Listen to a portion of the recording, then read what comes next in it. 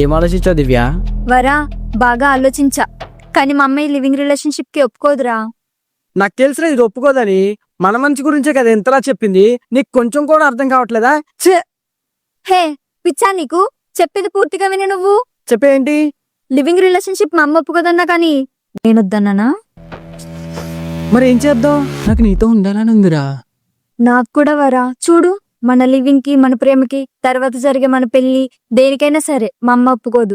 అన్నిటికీ అడ్డంగానే ఉంటుంది. మరి ఏం చేద్దాం? లేచిపోదామా? లేదు,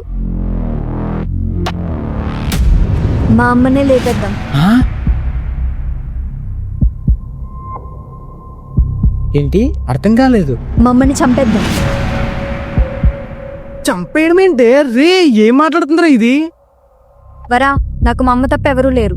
ఆవిడ వల్ల ఇప్పుడు